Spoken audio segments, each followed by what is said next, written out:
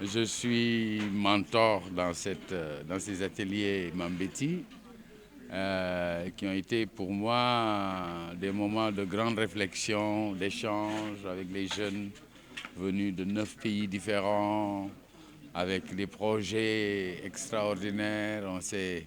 On s'est bien amusé, on a bien rigolé, mais en même temps on a beaucoup travaillé.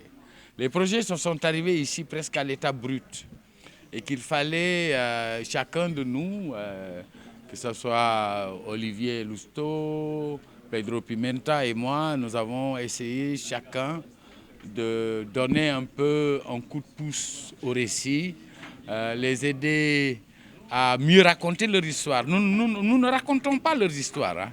Nous les aidons à raconter les histoires. Nous leur donnons un peu de direction. Parfois, on leur donne des idées.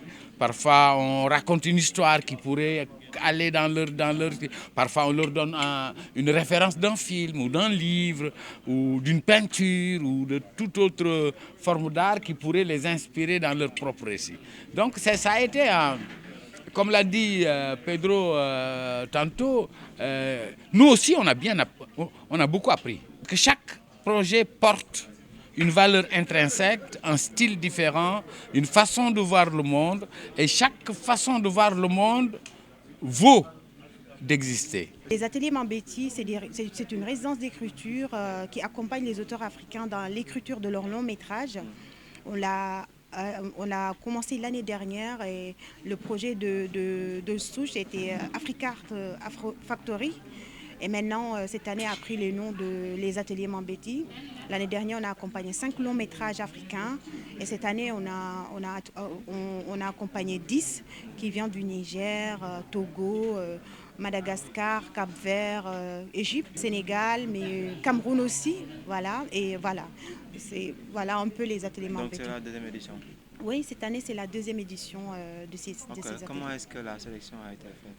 Alors, la sélection a été faite par des experts du cinéma, un producteur franco-camerounais qui s'appelle Sébastien Onomou, la réalisatrice sénégalaise Angèle Diaban et en même temps le producteur et réal Faba Karikoli. C'est eux, le groupe d'experts qui ont sélectionné parmi 148 projets, c'est eux qui ont sélectionné les 10 longs métrages qui sont là actuellement en résidence. Dans toute chose, comme on dit, c'est la préparation qui compte le plus. Et au cinéma, la préparation, c'est le développement. On l'appelle développement de projet. Et la partie développement, c'est trouver des mentorats qui vous permettent de trouver les squelettes de votre film, poser les bases du scénario. Et nous, ici, on peut dire qu'on a des fonds de production, mais nos fonds en développement, quand même, manquent un tout petit peu. Maintenant, l'objectif est qu'à travers les résidences, on peut compenser cela. C'est qu'avec ces résidences, on peut accompagner plusieurs projets qui, au lieu de trouver des fonds de développement, ils vont être là pour écrire leur projet de A à Z et qui leur permet, par exemple, dès qu'ils sortent de cette résidence, pour certains, de trouver des producteurs et commencer à la recherche de financement, pour d'autres, de trouver l'histoire du début jusqu'à la fin, ce qui leur pousse à approfondir dès qu'ils seront chez eux leur projet. Donc je peux dire que c'est par manque d'aide au développement des longs métrages que cette résidence a eu lieu et on en est tout fiers surtout de cette édition-là qui a regroupé ces porteurs de projets. Donc, en résidence d'écriture, c'est tout simplement la partie artistique qui est la partie développement écriture. Maintenant, nous, avec les mentors, on s'est concerté de les accompagner au-delà de cette résidence. Ça veut dire qu'ils auront encore besoin de leur mentor parce que cette résidence ne suffit pas.